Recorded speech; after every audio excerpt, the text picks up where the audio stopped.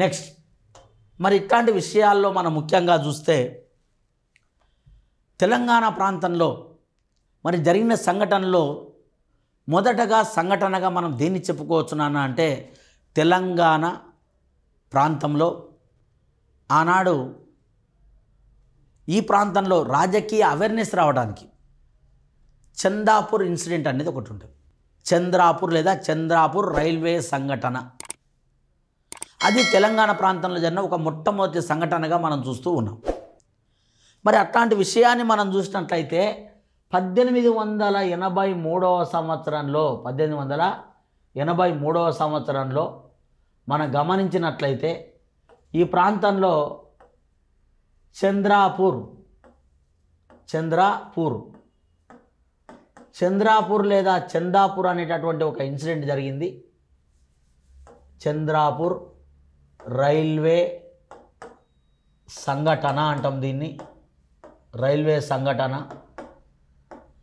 మరి ఇది 1883లో జరిగింది నాయన, చంద్రాపూర్ లేదా చందాపూర్ రైల్వే సంఘటన. మరి ఏంది సార్ ఈ చంద్రాపూర్ లేదా చంద్రాపూర్ రైల్వే సంఘటన అంటే ఇది 1883 సంవత్సరంలో జరిగింది. మరి ఈ సంఘటనను మనం గమనించినట్లయితే మరి ఇంతకన్నా ముందు 1870 సంవత్సరంలో బ్రిటిష్ ప్రభుత్వానికి మరియు నిజాముకు మధ్య ఒక ఒప్పందం జరిగింది.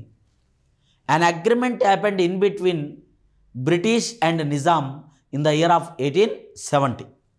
So it is happened an agreement in between British and Nizam. మరి ఒక సంఘటన లేదా ఒక ఒప్పందం అనేది వారి మధ్య జరిగింది. దాని ప్రకారం ఏంది నాయన అంటే మనకు మద్రాస్ ప్రాంతం నుంచి, ఏ ప్రాంతం? మద్రాస్. ఫర్ ఎగ్జాంపుల్ ఇక్కడ ఉండేది మద్రాస్ ప్రాంతం అనుకోండి, it is A Madras region. దాన్ని మద్రాస్ ప్రెసిడెన్సీ అంటాం. మద్రాస్ ప్రెసిడెన్సీ అంటాం. అయితే ఈ ప్రాంతంలో ఉన్నది మనకు తెలంగాణ ప్రాంతం అనుకోండి. ఈ మద్రాస్ ప్రాంతం నుంచి విజయవాడ నుంచి హైదరాబాదు నుంచి ముంబై వరకు ఒక railway track line Mumbai. It is Hyderabad, it is Vijayawada. ఇది విజయవాడ అనుకోండి, విజయవాడ. అయితే బ్రిటిష్ వారికి మరియు నిజాముకు అంటే ఆనాడు ప్రధానమంత్రి మొదటి Salar Jung, original name of the first Salar Jung is Turab Ali Khan, Mir Turab Ali Khan. మరి ఆ ఒప్పందం ప్రకారం ఏందమ్మా అంటే మద్రాస్ నుంచి వయా హైదరాబాద్ గుండా ముంబై వరకు రైల్వే ట్రాక్ లైన్ బ్రిటిష్ వారు నిర్మాణం చేసుకోవచ్చు. అది మొదటిది. మరి మార్గాన్ని నిర్మించేటప్పుడు హైదరాబాదు తెలంగాణ లేదా హైదరాబాద్ రాజ్యం లేదా నిజాం రాజ్యం కూడా పోతుంది. పోయేటప్పుడు ఇక్కడ ఉండే రైతులు తమ భూములను రైల్వే ట్రాక్ లైన్ నిర్మాణం కోసం ప్రభుత్వానికి ఇవ్వాలి. అంటే ఇక్కడ ప్రభుత్వానికి రైతులు తమ భూములను అప్పగిస్తే రైతులు నష్టపోతారు. అందువల్ల ప్రభుత్వము రైతులకు కొంత మేలు చేసే కార్యక్రమం చేపట్టడం అంటే ధన సహకారం చేయటం. అదేవిధంగా ఈ ప్రాంతానికి నిజాం రాజ్యానికి ఉపయోగపడే విధంగా హైదరాబాద్ నుంచి వాడి లేదా గుల్బర్గా అంటాం. గుల్బర్గా అంటే ఇది కర్ణాటక రాష్ట్రంలో ఉంది ప్రస్తుతం. వాడి ఈజ్ వెరీ నియర్ టు గుల్బర్గాకు దగ్గర ఉంటుంది వాడి రైల్వే స్టేషన్. అయితే రైతులకు కొంత ధన సహకారం చేయటం, అదేవిధంగా ఈ భూములు ఇచ్చిన రైతులు పరంగా మనం చూస్తే వాళ్ళకి ధన సహకారం చేస్తూ ఈ ప్రాంత ప్రజలకు ఉపయోగపడే విధంగా మనం హైదరాబాద్ నుంచి వాడి వరకు ఒక సబ్ ట్రాక్ లైన్ నిర్మించి ప్రభుత్వము ఈ ప్రాంత ప్రజలకు ఇవ్వాలి. అంటే దీనివల్ల ఉపయోగం ఏంది? ఈ ప్రాంతం అనేది, ఈ హైదరాబాద్ అనేది మనం చూస్తే ఇటు కర్ణాటక కానీ, ఇటు ముంబైకి కానీ, ఇటు ఆంధ్ర ప్రాంతానికి కానీ మధ్యలో ఉండి ఈ మూడు ప్రాంతాలను కలుపుతూ కమ్యూనికేషన్ డెవలప్ చేయొచ్చు. ప్రజల మధ్య ఒక సంస్కృతి సాంప్రదాయాలను పెంపొందించవచ్చు, లేదా వ్యాపారాన్ని వృద్ధి చేయొచ్చు. అంటే అనేక రకాలుగా దీన్ని డెవలప్ చేసుకోవచ్చు. అంటే it is A centre point. అందుకు ఇలా ఉప ట్రాక్ లైన్ నిర్మాణం చేయటం, అనేది ఇందులో భాగంగా ఒప్పందంలో భాగంగా ఉంది. కానీ మరి ఒప్పందం చేసుకున్నారు, బాగానే ఉంది. మరి నెక్స్ట్ ఇయర్ అంటే that is in the year of 1871 1871లో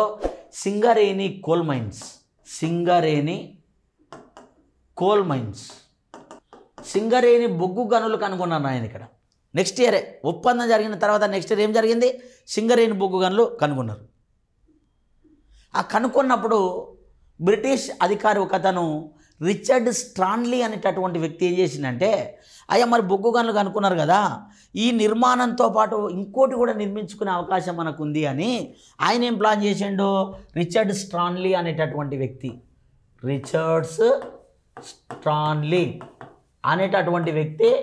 British అధికారి ఏం చేసిండమ్మా అంటే, మనకు విజయవాడ నుంచి ఖమ్మం, కొత్తగూడెం, ఇల్లందు, వరంగల్, కరీంనగర్ ప్రాంతాల గుండా మహారాష్ట్రలోని చంద్రాపూర్ లేదా చందాపూర్ అనే ప్రాంతం వరకు ఒక రైల్వే ట్రాక్ల నిర్మాణం చేయాలని ప్లాన్ చేసిండు. అంటే దీని అర్థమైంది, హైదరాబాద్ గుండా ముంబై వరకు ఒకటి, అదేవిధంగా త్రూ నార్త్ తెలంగాణ గుండా అంటే ఖమ్మం, మనకు ఇల్లందు, నెక్స్ట్ అదేవిధంగా వరంగల్ ఆ ప్రాంతాల నుంచి చంద్రాపూర్ లేదా చందాపూర్ వరకు ఉత్తర తెలంగాణ జిల్లాల గుండా, అంటే especially along with Godavari river valley, Godavari నది పరివాహక ప్రాంతాల్లో ఏ మైన్స్ ఉన్నాయి నాయన, సింగరేణి కోల్ మైన్స్ ఉన్నాయి. అంటే ఆ సింగరేణి కోల్ మైన్స్ ఏవైతే ఉన్నాయో ఆ ప్రాంతాల గుండా రైల్వే ట్రాక్ నిర్మాణం చేసుకోవాలని ప్లాన్ చేసింది బ్రిటిష్ వారు. ఎవరో రిచర్డ్ స్ట్రాన్లీ అనే వ్యక్తి ఆధ్వర్యంలో జరిగింది. అయితే ఇక్కడ ఏం జరిగింది నాయన అంటే, మరి రైల్వే ట్రాక్ల నిర్మాణం చేసుకునే సందర్భంగా మనం గమనించినట్లయితే, మరి అట్లాంటి సందర్భంగా 1883 అంటే 1883లో చందాపూర్ రైల్వే సంఘటన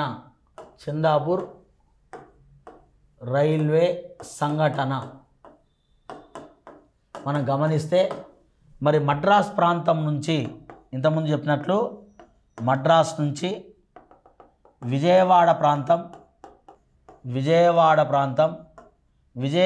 నుంచి హైదరాబాద్ నిజాం రాజ్యం, అక్కడి నుంచి ముంబై వరకు నిర్మాణం చేసుకోవాలి. కానీ ఇది ఉత్తర తెలంగాణ గుండా కూడా నిర్మిస్తూ చంద్రాపూర్ అనే ప్రాంతం వరకు నిర్మించుకున్నారు. చందాపూర్ అనే ప్రాంతం వయా కొత్తగూడెం కానీ ఇల్లందు కానీ ఆ ప్రాంతాల గుండా మనకు వరంగల్ డిస్టిక్, కరీంనగర్ డిస్టిక్ నుంచి మనకు చందాపూర్ మహారాష్ట్రలో ఉంటుంది, అక్కడి వరకు నిర్మాణం చేసుకొని ప్లాన్ చేసుకోరు.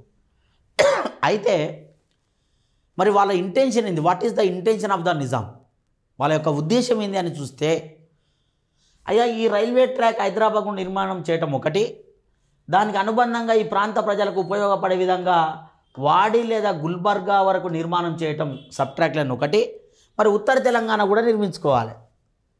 అయితే దీని ఉద్దేశం ఏంటి అంటే, ఉత్తర తెలంగాణలో గిరిజన భూములు, అటవీ భూములు ఉన్నాయి, సింగరేణి కోల్ మైన్స్ ఉన్నాయి, అదేవిధంగా గోదావరి నీరు ప్రవహిస్తుంది. ముఖ్యంగా సింగరేణి బొగ్గు గనులను త్రవ్వుకొని ఆ రైలు మార్గాలు నిర్మిస్తే అక్కడి నుంచి వాళ్ళు విజయవాడకు తరలించడం, ఆ విజయవాడ నుంచి దగ్గరగా ఉన్న సీపోర్టు మచిలీపట్నం సీపోర్టు తరలించడం, లేదా మద్రాస్కి తరలించి మద్రాస్ లేదా మచిలీపట్నం సీపోర్ట్ల నుండి ఆ బొగ్గును ఇంగ్లాండ్ దేశానికి పంపి ఆ లండన్లో కానీ మంచెస్టర్లో కానీ ఉన్న ఫ్యాక్టరీల్లో ఈ బొగ్గును ఉపయోగించి ఫ్యాక్టరీలు రన్ చేసి వస్తూత్పత్తి చేసి తిరిగి భారత్ తెచ్చి అమ్ముకోవాలి. అంటే దీని ఉద్దేశం ఏంది, తెలంగాణ సహజ వనరులను దోచుకోవటం వాళ్ళ ఉద్దేశం. దీనికి ఏం చేసిన మన నిజాం అంటే, పెట్టుబడి కూడా పెట్టిండు ఆయన. నిజాము 5% పెట్టుబడి పెట్టిండట, 5%. బ్రిటిష్ వారు చెప్పిండు, అయ్యా నీకు లాభాలు వస్తాయి, మాతో పాటు 5% పెట్టుబడి పెట్టంటే, నిజాము డబ్బులు పెట్టేటప్పుడు అప్పటికే నష్టంలో ఉన్నాడు ఆయన రాజ్యం. కాబట్టి నిజాం ఒప్పించారు వాళ్ళు, ఒకవేళ నష్టపోయినా నీ 5% పెట్టుబడికి మేము గ్యారంటీ ఇస్తాం, కాబట్టి నువ్వు టెన్షన్ పడకు, 5% మేము గ్యారంటీ ఇస్తాం, మేము నష్టపోయినా రైల్వే లైన్లు నష్టపోయినా మేము మీకు చెల్లిస్తాం డబ్బు అని చెప్పి వాళ్ళు చెప్పడం అనేది జరిగింది. సో ఆ విధంగా మన 5% పెట్టుబడి పెట్టిన అంటే గ్యారంటీ ఇచ్చారు వాళ్ళు. బ్రిటిష్ వాడు గ్యారంటీ ఇచ్చిండు, అందుకే నిజాము గ్యారంటీడ్ రైల్వే అన్నాం దాన్ని. అంటే ఈ ప్రాంతం అంటే 1883లో ఈ సంఘటన జరిగేటప్పుడు మనం చూసినాం. 1870లో వీరిద్దరి మధ్య ఒప్పందం అనేది జరిగింది. 1871 సంవత్సరంలో బొగ్గు గనులు, సింగరేణి బొగ్గు గనులు కనుగొన్నారు. మరి అప్పటి నుంచి 71 నుంచి 83 వరకు ఇక ఈ రైల్వే ట్రాక్ నిర్మాణం మొత్తం కంప్లీట్ అయింది. అంటే ఇటు హైదరాబాద్ నుంచి ముంబైకి కానీ ఉత్తర తెలంగాణ గుండా చందాపూర్ వరకు జరిగింది. కానీ ఒప్పందం చేసుకుంది ఎక్కడికెక్కడికి? మద్రాసు నుంచి హైదరాబాద్ గుండా ముంబై. కానీ ఉత్తర తెలంగాణది ఒప్పందంలో ఉందా? లేదు. ఒప్పందం లేకపోవటం మూలంగా ప్రజలు దీంతో ఏం చేస్తున్నారు? నిజాం ఒప్పందం చేసుకోలేదు కాబట్టి మరి ఏదన్నా దోచుకునే ప్లాన్ వాళ్ళు ఏర్పాటు చేసుకున్నారా అని ప్రజలకు తెలియజేయాలి. మరి అట్లాంటి సమయంలో ఉత్తర తెలంగాణ గుండా నిర్మించే నిర్మాణం ఒప్పందంలో లేదు కాబట్టి నిజాము బ్రిటిష్ వారితో కలిసి లోపాయికార ఒప్పందం చేసుకొని తెలంగాణ వనరులను దోచుకోవాలని చూస్తున్నాడు అని మనకు అర్థమవుతుంది. అయితే ఈ విధంగా మరి 83 వరకు ఆ సంఘటన ఏదైతే జరిగిందో అంటే 71 నుంచి 83 వరకు చందాపూర్ ఉత్తర తెలంగాణ గుండా రైల్వే ట్రాక్ కూడా కంప్లీట్ అయ్యింది. హైదరాబాద్ గుండా నుంచి మనకు ఈ వాడి ముంబై వరకు మనకు 1874లోనే కంప్లీట్ అయింది. 1874. 83 వరకు ఉత్తర తెలంగాణ గుండా చందాపూర్ వరకు నిర్మించారు. అప్పుడు ఈ ప్రాంతంలో నాన్న ఏం జరిగింది అంటే నిజాం కాలంలో అంటే మీర్ మహబూబ్ అలీ ఖాన్ కాలంలో మీర్ మహబూబ్ అలీ ఖాన్ కాలంలో ఇక్కడ ఒక సంస్థ ఉన్నది, కౌన్సిల్ ఆఫ్ రిజెన్సీ అంటాం దాన్ని. కౌన్సిల్ ఆఫ్ రిజెన్సీ అంటాం దాన్ని. అంటే దీన్ని తెలుగులో రక్షక సమితి అనే పేరుతో పిలుస్తాం. రక్షక సమితి. మీర్ మహబూబ్ అలీ ఖాన్ కాలంలో 6వ నిజాం మీర్ మహబూబ్ అలీ ఖాన్ కాలంలో మొదటి సాలార్జంగ్ ప్రధానమంత్రిగా ఉన్నప్పుడు ఒక రక్షక సమితి అనేది ఏర్పడేది ఇక్కడ. అంటే for example present right to information act లాంటిది, యూ షుడ్ రిమెంబర్. ప్రస్తుతం సమాచార హక్కు చట్టం లాంటిది. అయితే అదే సమయంలో ఇక్కడ 1880వ సంవత్సరంలో చదువుకున్న కొంతమంది యువకులు ఈ రాజ్యంలో ముఖ్యంగా అఘోరనాథ చటోపాధ్యాయ, ముల్లా అబ్దుల్ కయ్యూమ్, రామచంద్ర పిల్లై, దస్తగి ఓసంగి లాంటి వ్యక్తులు ఒక యువకులు చదువుకున్న యువకులు ఒక స్వచ్ఛంద సంస్థను ఏర్పాటు చేసుకున్నారు. దాన్ని పౌర సంఘం అనే పేరుతో పిలుస్తాం ఆయన. పౌర సంఘం it is a NGO organisation, NGOs organisation లేదా వాలంటరీ ఆర్గనైజేషన్ అనుకోండి. జనరల్గా మన యూత్ మనమంతా ఏం చేస్తున్నాం అంటే వివేకానంద స్వచ్ఛంద సంస్థను, బిఆర్ అంబేద్కర్ స్వచ్ఛంద సంస్థను యూత్ లీగ్లో ఏర్పాటు చేసి గ్రామీణ ప్రాంతాల్లో ఇతర ప్రాంతాల్లో క్రికెట్ పోటీలు కానీ హెల్త్ క్యాంపులు కానీ ఇట్లాంటి స్వచ్ఛంద కార్యక్రమాలు కొన్ని చేస్తుంటాం. అట్లాగే ఆనాడు పౌర సంఘం అనే ఒక స్వచ్ఛంద సంస్థ అఘోరనాథ చటోపాధ్యాయ, ముల్లా అబ్దుల్ కయ్యూమ్, దస్తగి ఓసంగి, రామచంద్ర పిల్లై అనే వ్యక్తులు ఇందులో ముఖ్యం. వీళ్ళు ఏం చేశారు పౌర సంఘం వాళ్ళంటే ఒక లేఖ రాసిరయ్యా కౌన్సిల్ ఆఫ్ రిజెన్సీకి 1883లో లేఖ రాసిరు. లెటర్ ఏం రాశారు? అయ్యా ఒక పౌర సంఘం తరపున మేము సభ్యులుగా ఉన్నాము. మరి ఉత్తర తెలంగాణ గుండా దేని గుండానైనా ఉత్తర తెలంగాణ గుండా కొత్తగూడెం, ఇల్లందు, కాజీపేట లాంటి ప్రాంతాల గుండా చందాపూర్ వరకు ఎందుకు రైల్వే ట్రాక్ నిర్మాణం చేసుకున్నారు? బ్రిటిష్ వారికి నిజాముకు మధ్య జరిగిన ఒప్పందం ఏంది?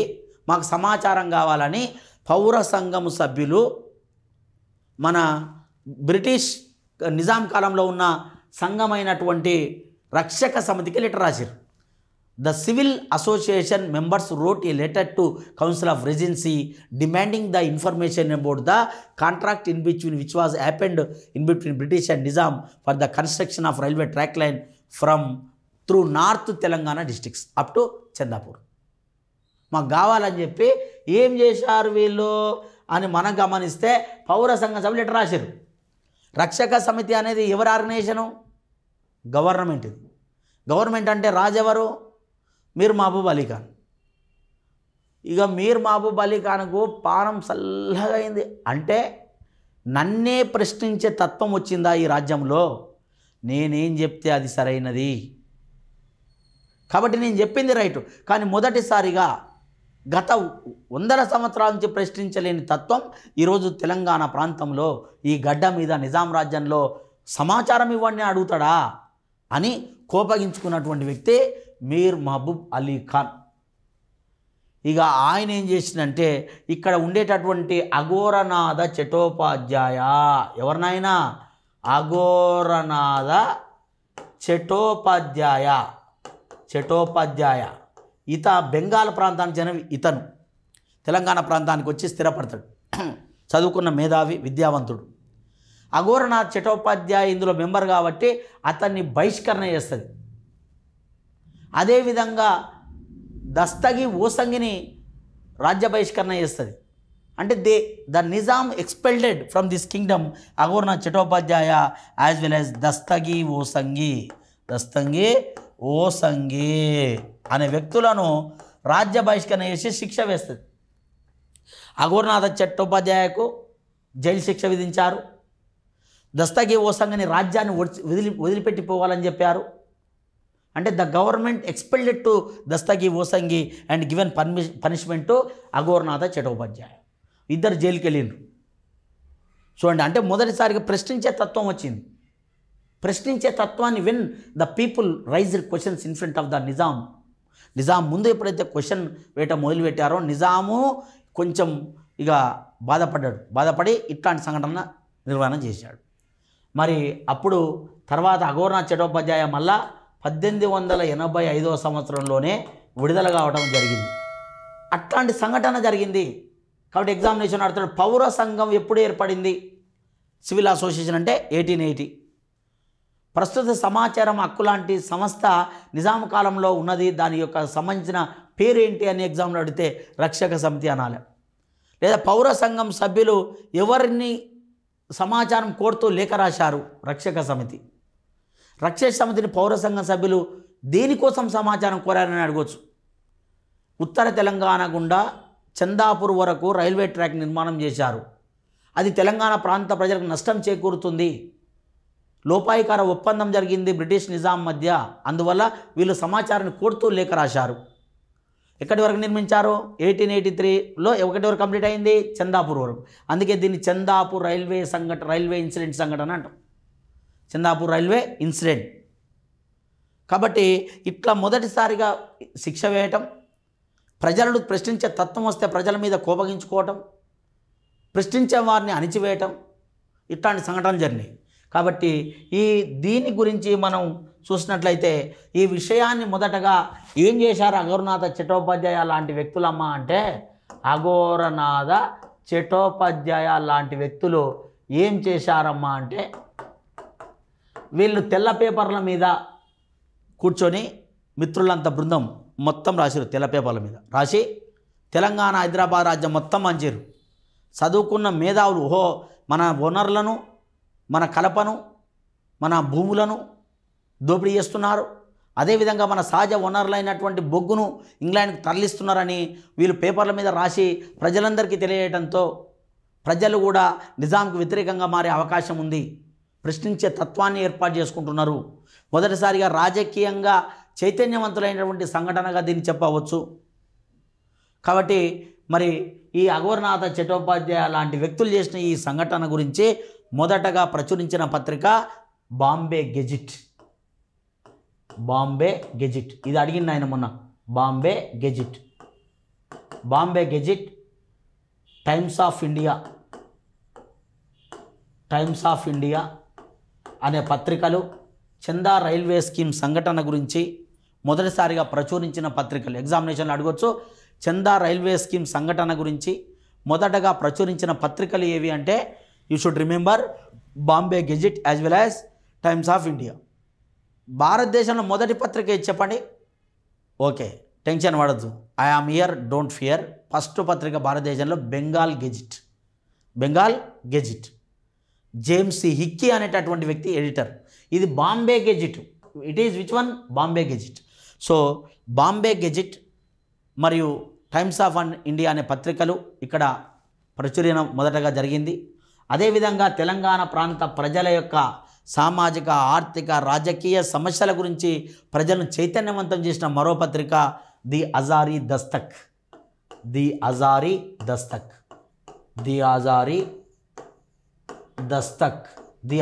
Dastak is a news paper.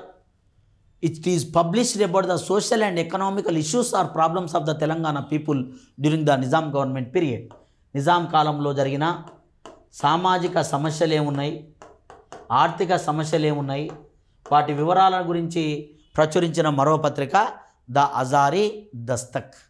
1000 ప్రతులు. Azhar అంటే 1000. సో ఇవన్నీ కూడా ఆనాడు జరిగినటువంటి సంఘటన. అందుకే ఆ తర్వాత విడుదలైనటువంటి 1885లో జైలు నుంచి విడుదలైన అఘోనాథ్ చటోపాధ్యాయ 1887లో ఏర్పడిన నిజాం కళాశాలకు మొదటి ప్రిన్సిపల్ అయిన. He was the first principal of the Nizam College which was established in the year of 1887. 1887లో ఏర్పడిన నిజాం కళాశాలకు మొదటి ప్రిన్సిపల్ ఎవరు అంటే అఘోరనాథ చటోపాధ్యాయగా మనం చూస్తూ ఉన్నాం. సో ఈ సంఘటనని ఏమని చెప్పాలి? ఎగ్జామినేషన్ ఎట్లా అడుగుతాడు క్వశ్చన్లు దీని గురించి అంటే, చందా రైల్వే స్కీమ్ సంఘటనకు సంబంధించి క్రింది వానలో సరైనది ఏది? Which is correct according to చందా రైల్వే స్కీమ్ ఇన్సిడెంట్ అంటాడు. కింద 4 ఆప్షన్లు ఇస్తాడు. నాకు చదవడానికి హాఫ్ పేపర్ కన్నా ఎక్కువ ఉంటాయి. పైనుంచి నువ్వు కిందికి చదువుకుని వచ్చేటప్పటికి పైన మర్చిపోతావు, మళ్ళీ పైన చదివేటప్పటికి కింద మర్చిపోతావు. కాబట్టి ఎప్పుడైతే నీకు సబ్జెక్ట్ మీద పూర్తిగా అవేర్నెస్ ఉందో, వేగంగా ఖచ్చితంగా నువ్వు ఎప్పుడైతే ఆ సమాధానం రాబట్టడానికి సంసిద్ధుడివై ఉంటావో అప్పుడే అన్నీ తెలుస్తాయి. లేదా చందా రైల్వే స్కీమ్ సంఘటనకు సంబంధించి సరికానిది ఏంది అడగవచ్చు. లేదా క్వశ్చన్ ఇంకోటి అడుగుతాడు, తెలంగాణలో రాజకీయ చైతన్యం పొందిన మొట్టమొదటి సంఘటన ఏది అని అడగవచ్చు. What is the first political awareness incident in Telangana? That is చందా రైల్వే స్కీమ్ ఇన్సిడెంట్. మొట్టమొదటిసారిగా తెలంగాణ సమాజం చందా రైల్వే స్కీమ్ సంఘటనతో రాజకీయ చైతన్యమైంది. అంటే రాజకీయంగా నిజాం ఎవరు? మాకన్నా పెద్దనా? మేము పరిపాలకులం కాలేమా? ఆయన్నే దేవుడు సృష్టించిన బిడ్డనా? లేకుంటే మేము గొప్పవాళ్ళం కామా? మేము పరిపాలించలేమా అని రాజకీయంగా క్వశ్చన్ వేసే తత్వం మొదటగా ఏర్పడింది. అందుకే దీన్ని రాజకీయ చైతన్యం పొందిన మొదటి సంఘటన అంటున్నాను. ఓకే, ఇదలా గుర్తుంచుకోండి. Next another topic we will discuss.